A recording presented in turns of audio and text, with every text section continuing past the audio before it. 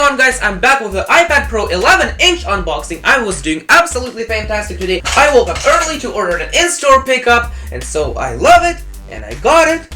Awesome. By the way, I have removed the plastic. That's the only thing. I haven't really touched anything on the inside. I promise you. Now that is a good iPad. Let's just peel off this. Wow, it's thin and light. Wow, feels like a solid slab of metal. So light as a feather. Light as a feather. Wow, awesome. Now look. Fingerprints already, jeez. Inside the box, you will find a USB-C to USB-C cable. It is very awesome. Over here in the box, you will find an 18-watt USB-C charging brick. I love it because it's 2018 and they need to adopt fast charging. One thing I do want to mention is that you can't put the extender cable here. It's just power prongs, so you will need to invest in some better USB-C cables and adapters. Over here, you will find the documentation, which is pretty standard for all Apple products.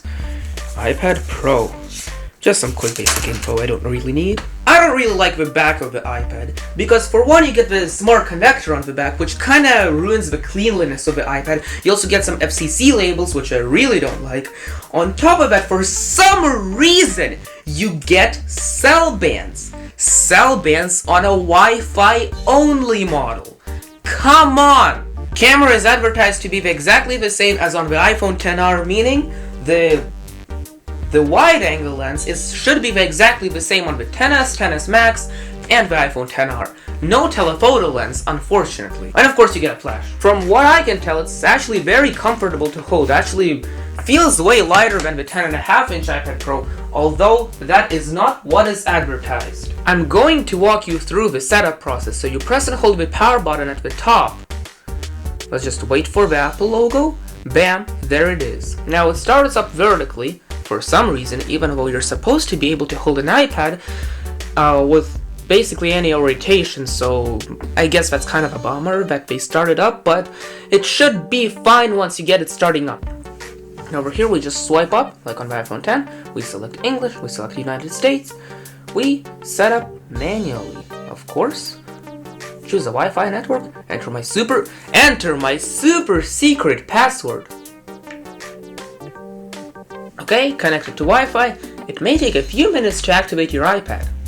By the way, I do want to mention, the bezels are actually really good on this iPad. I mean, you do need some room to grip the iPad, otherwise you'll be covering up the content, or the palm rejection software will fail and you will get accidental taps and stuff like that. Alright, data and privacy. Apple always listens to you, right? Through Hey Siri and stuff like that? Okay. Face ID.